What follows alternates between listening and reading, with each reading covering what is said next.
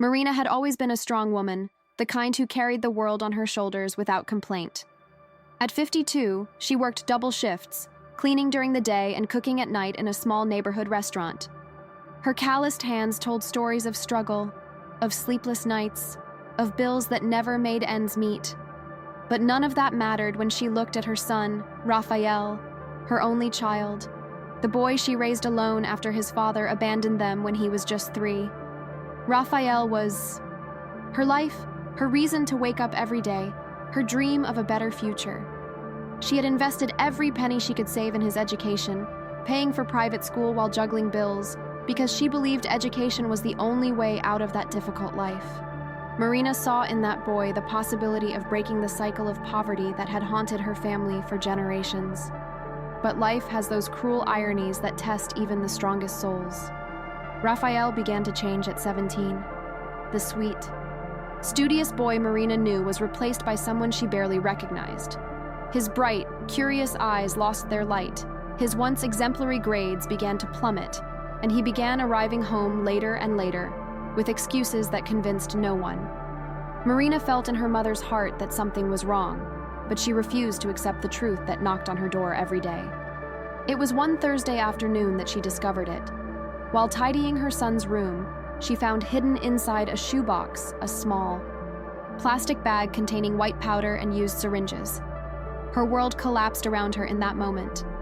Her legs weakened, her heart raced, and she fell to her knees on the floor, clutching the bag as if holding definitive proof that her worst nightmare had come true. When Rafael arrived home that night, Marina was waiting in the living room, the evidence spread out on the coffee table. The conversation was painful, full of screams, tears, and accusations. Rafael first tried to deny it, then downplay it, until he finally broke down in sobs and confessed everything. He had started with marijuana at a party, then moved on to cocaine, and was now addicted to heroin. Marina felt like a knife was pierced repeatedly through her chest. How had this happened under her nose? Where had she gone wrong? But there was no time to blame herself. The son she loved more than life itself was sinking into an abyss, and she had to do something, anything, to save him. The following months were pure hell. Marina searched every rehab clinic she could find, but the prices were prohibitively high for someone earning minimum wage. She sold everything of value she owned, her old television, her few pieces of jewelry, even the new stove she'd bought in 24 installments. She managed to get Rafael admitted to a public clinic, but the treatment was precarious, and he relapsed 2 weeks after leaving. Addiction is an insatiable monster that devours everything in its path, and Rafael was being consumed by it. He began stealing from the house to support his habit. First small objects, then even his mother's wedding ring, the only memento she had of a time when she still believed in love and family. Marina was desperate, watching her son waste away day by day. Rafael had lost over 30 pounds. His skin was pale and scarred, his sunken eyes lifeless. He was slowly dying before her eyes, and there was nothing she could do. Then a coworker told her about a private clinic with excellent recovery rates, a place where they truly cared for patients with appropriate medical treatment, psychological counseling, and comprehensive support. Marina wrote down the address and went there on her day off. When she asked the price of treatment, the number she heard was so absurd that she had to ask for it to be repeated. 60,000 Repays for 6 months of hospitalization. It was more money than she would earn in years of work. That night, Marina cried like she had never cried in her life. She knelt beside her bed and prayed with an intensity that came from the depths of her soul, begging God, the angels, any higher power that would hear her, for a solution, for a miracle. And it was in this desperate prayer that an idea began to form in her mind. An absurd and terrifying idea, but one that refused to go away. She had read in a magazine about people selling their organs for money. At first, she dismissed the thought as madness, but it kept returning, persistent, whispering that perhaps it was the only way out. Marina spent sleepless nights researching the internet, reading about kidney donation, about how a person could live normally with only one kidney. The technical information said it was possible, that the risks were calculated, that thousands of people donated every year and lived completely normal lives. the decision didn't come overnight. It was a painful process that took weeks of reflection. Marina weighed all the factors, the risks to her health, the fact that she was considering doing something illegal, but she always came back to the same inescapable conclusion. Rafael was her son, the life she had brought into this world, and if there was any chance of saving him, she had to try, no matter the cost. Through obscure connections she hadn't even imagined existed, Marina found a doctor who performed this type of surgery on the side. The man made it clear that it was extremely risky and illegal, but that if she was truly determined, he could help. The amount he offered wasn't much, 45,000 reais, but it was enough to pay for the clinic and still have some left over for expenses while Rafael was hospitalized. The surgery was scheduled for a Tuesday, in a back alley doctor's office, in a part of town Marina had never been to. She didn't tell Rafael anything, only that she had secured a loan and that he would be admitted the following Monday. Her son's face lit up for the first time in months when she broke the news. He hugged his mother tightly, crying, promising that this time it would be different, that he would recover and make her proud. Marina held on to that hug as if it were the last thing she would have of him, etching into her memory the warmth of her son's body, the smell of his hair, the beat of his heart against her own. The surgery was a nightmare. Marina woke up in unbearable pain, her entire body aching as if she'd been hit by a truck. The doctor said everything had gone well, handed her the cash, and practically pushed her out as soon as she could stand. In the following days, Marina could barely move, but she hid the pain from her son, pretending she'd had a bad flu. On Monday, as promised, Rafael was admitted to the clinic. Marina used all the remaining money to pay for the full hospitalization, preferring to guarantee her son's treatment rather than keep anything for herself. Rafael's 6 months of treatment were also 6 months of hell for Marina. Recovery from the surgery was much more difficult than she imagined. She developed complications, infections, and chronic pain that kept her awake at night. But she couldn't stop working, couldn't go to the doctor for fear they'd find out what she'd done. So she soldiered on, taking painkillers from the pharmacy, making improvised dressings at home, dragging herself to work even when she could barely breathe properly. She visited Rafael every week at the clinic and watched with joy in her heart as he recovered. The boy was coming back. The boy she knew was rising from the ashes. He gained weight, his skin regained its color, his eyes regained their sparkle. The clinic staff said Rafael was one of the most dedicated patients they'd ever seen. He participated in all the therapies, helped other patients, and seemed genuinely committed to his recovery. When Rafael was finally discharged, it was one of the happiest days of Marina's life. She picked him up from the clinic and barely recognized the young man who walked toward her. He looked good, smiling, his eyes finally free of the terrifying shadow that had inhabited them. They cried together, embracing at the clinic door, Marina thanking God for this miracle, for having her son back. Rafael promised he would find a job, that he would rebuild his life, that he would make it all worthwhile. And Marina believed in him with every fiber of her being. But life had other trials in store for the woman who had already sacrificed so much. 3 months after Rafael's discharge, Marina began to feel ill frequently. The pain she'd been experiencing since the surgery worsened. She had constant fevers, nausea, and a fatigue that wouldn't go away no matter how much sleep she got. She tried to ignore it, continued working, but there came a point where her body simply couldn't cope anymore. She fainted at work and was rushed to the hospital. Tests revealed devastating news. Her remaining kidney was failing, likely due to complications from the botched surgery and, the lack of proper post-operative care. Marina was in kidney failure and urgently needed dialysis. Her only kidney was functioning at 20% of its capacity, and the doctor was blunt in explaining the gravity of the situation. Without immediate treatment, she wouldn't survive more than a few months. Marina listened to the diagnosis in silence, tears streaming down her face. She wasn't crying for herself. She was crying because Rafael still needed her, because he was just beginning to rebuild his life and couldn't lose his mother now. But dialysis treatment was expensive, absurdly expensive, and she had no money, no health insurance, nothing but debts she'd incurred to supplement her son's treatment. The public hospital had a months-long waiting list to start dialysis, and she didn't have months. The doctor was too honest when he said that, without the resources for private treatment, her chances were slim. When Rafael found out about his mother's illness, he panicked.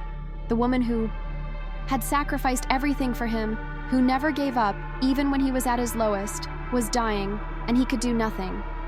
It was then, talking to the social worker at the clinic that treated him, that Rafael learned some details about how Marina had obtained the money for his hospitalization. The pieces began to fit together. The mysterious surgery, her excessive fatigue, the pain she tried to hide, but which he sometimes noticed. Rafael confronted his mother, begged her to tell the truth, and, finally, too weak to continue lying, Marina confessed. She had sold her kidney to pay for his treatment. Rafael felt as if the world was crashing down on him for the second time in his life. The guilt that washed over him was overwhelming, suffocating. His mother had literally sacrificed part of her own body to save him, and now she was dying because of it, because of him, because of the wrong choices he had made. He locked himself in his room for 2 days, didn't eat, didn't drink, just cried, and blamed himself and wanted to disappear. But then something shifted inside him. A strength he hadn't known he possessed began to emerge. Rafael realized he couldn't break down now, couldn't turn to drugs as an easy escape from this pain. His mother had given everything for him, and now it was his turn to repay her. He had to save her, no matter what. Rafael began working furiously. He got a job at a supermarket, working from 6 in the morning to 2 in the afternoon, then going to a car wash, until 9 at night. On weekends, he took odd jobs as a construction worker, a porter, whatever came his way. He slept 4 hours a night, ate poorly, but didn't complain.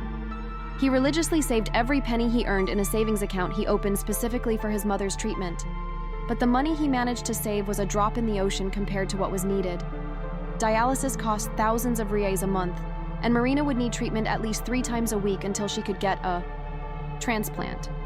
It was during one of these desperate nights that Rafael had an idea.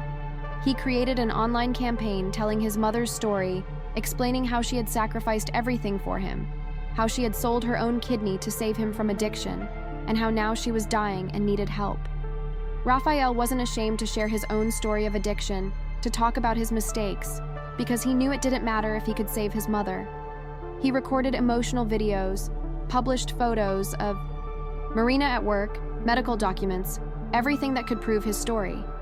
He shared it on every social media platform he knew, asked friends to share it, sent it to major pages, to influencers, to anyone who could give the campaign visibility.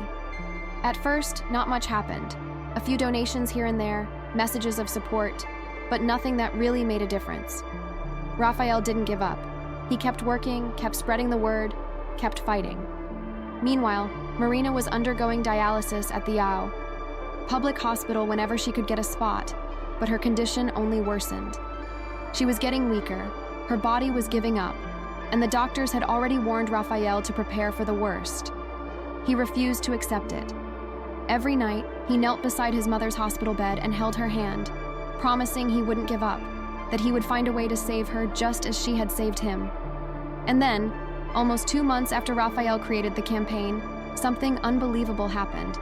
A video he had posted went viral. Completely out of nowhere, millions of people began watching, sharing, and commenting. Marina's story touched hearts across the country. People who had never met her began donating, first small amounts, then larger ones. Influencers with millions of followers shared the campaign, television programs contacted them wanting to tell the story, business owners offered help. Within a week, the campaign had raised nearly 100,000 reais. Rafael couldn't believe it. He cried every time he refreshed the page and saw the amount rising. With the money, Rafael was able to transfer Marina to a private clinic where she could receive daily dialysis with state-of-the-art equipment and adequate medical care. But he knew this was only a palliative measure. Marina needed a kidney transplant to truly save herself. The problem was that the transplant waiting list in Brazil was enormous, and Marina was in too serious a condition to wait. That was when Rafael made the most important decision of his life. He underwent compatibility tests and discovered he was a compatible donor for his mother. When he told Marina of his decision to donate his kidney to her, she was in despair. She refused to accept it, saying she had already sacrificed too much, that she wouldn't allow her son to go through what she had. But Rafael was firm. He explained to his mother that it wasn't a matter of choice, it was a matter of doing the right thing. She had given her life for him twice. First when she brought him into the world, and then when she sold her own kidney to save him. Now it was his turn to reciprocate. It was his chance to prove that all the faith she had had in him had not been in vain. The transplant surgery was scheduled for a month later, enough time for Marina to stabilize enough to endure the operation. During that month, Rafael worked even harder, not only to ensure he had enough money for both of their post-operative care, but also to keep his mind occupied and distracted from the risks. He knew the surgery was complex, that there were dangers, but he also knew there was no other choice. The online campaign continued to receive donations, and with the extra money coming in, Rafael was able to hire the best doctors available to perform the procedure. The day of the surgery was tense. Marina and Rafael entered the operating room on gurneys side by side, fingers intertwined, looking at each other with love, fear, and hope. Marina whispered to her son that she loved him more than anything in the world, that he had become the most incredible man she could ever imagine. Rafael replied that everything he was, everything good about him, came from her, and that this was just a small way of repaying a love that could never be fully repaid. The surgeries lasted over 7 hours. Rafael underwent surgery first to remove his kidney, and then the doctors performed the transplant on Marina. The medical team worked with surgical precision, every stitch crucial, every second important. When the operations were finally over and both Rafael and Marina were taken to recovery, the doctors left exhausted but satisfied. The surgeries had been a complete success. The following days were spent recovering slowly but steadily. Rafael woke up first, in pain but conscious, and the first thing he asked about his mother was hers. When they told him she was stable and that the kidney had been perfectly accepted by her body, Rafael finally allowed relief to wash over him and cried like a child. Marina woke up a few hours later, confused, disoriented, but alive. When she was told the surgery had been a success, that her son's kidney was functioning perfectly inside her, she couldn't hold back her tears. It took a few weeks before Rafael could visit Marina in the next room. When he finally sat in a wheelchair and was pushed to his mother's bed, the two simply stared at each other for long minutes, saying nothing because no words could express what they felt at that moment. Marina reached out her hand, and Rafael took it, and that's how they remained, mother and son, united not only by blood, but now literally by a vital organ that pulsed inside her body, keeping her alive. The recovery was long for both of them, but they faced it together. Rafael never left his mother's side again. He was always there to help, to care for her, to repay her for every night she spent awake when he was a baby, every fever she cured, every fear she dispelled. He took on all the care of the house, the bills, and everything that needed to be done. The campaign funds covered all the medical expenses and even left over for them to rent a better apartment in a safer neighborhood. Rafael continued working, but now with more balance, and decided to go back to school. He enrolled in a nursing program, inspired by everything he had been through, wanting to help others going through similar situations. Marina returned to work a few months later, but this time, part-time and in a lighter role. She spent her afternoons tending to a community garden she'd created in the neighborhood, planting flowers and vegetables, finding peace in that simple activity. Every night, mother and son ate dinner together, talked about their day, laughed at silly things, and enjoyed each other's company in a way they'd never been able to before. There was a new lightness between them, a deep gratitude for being alive, for being together, for having survived hell and returned, transformed. Marina and Rafael's story took on proportions they never imagined. Newspapers published articles, television programs invited them for interviews. Their stories became examples of unconditional love and redemption. But for them, none of that really mattered. What mattered was that they had each other, that they had proven that true love is capable of any sacrifice, and that it's never too late to start over. Rafael continued his recovery from addiction, attended weekly support, meetings, and helped other young people struggling with drug addiction. He carried his story not as shame, but as a testament to the fact that it is possible to rise again, that mistakes don't define who we are forever. Marina looked at her son with pride brimming in her chest. That dedicated, hardworking, compassionate man was the same boy she'd seen wither away in the grip of addiction.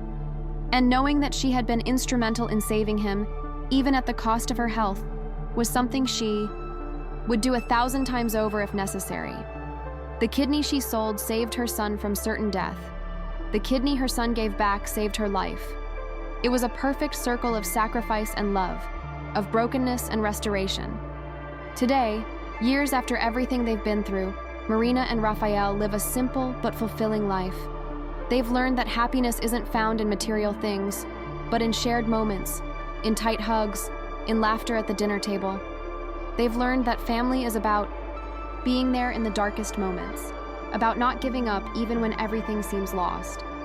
And they've learned, above all, that true love isn't just a feeling. It's a decision. It's an action. It's the willingness to give everything, including parts of yourself, so that the person you love can live. The scar they both bear on their sides isn't a mark of pain, but a symbol of a love that literally gave life, that sacrificed, that redeemed, that saved. It's physical proof that some connections go beyond blood, beyond biology, transcending into something sacred and eternal. And in this increasingly cold and individualistic world, Marina and Rafael's story reminds us that there's still kindness, there's still sacrifice, there's still redemption. That no matter how much darkness tries to consume us, there is always a light at the end of the tunnel. And sometimes that light comes precisely from the people we love and who love us back, without conditions, without limits, without measures. If this story touched your heart, if you believe in the power of unconditional love, redeeming sacrifice, and the strength of family, leave a like and share it with someone who needs to believe that miracles still happen. Subscribe to the channel for more stories that will move you, that will make you believe in human kindness, that will prove that love always wins. Because at the end of the day, we all need a little more hope, a little more faith in humanity, a little more stories that remind us of what truly matters in life.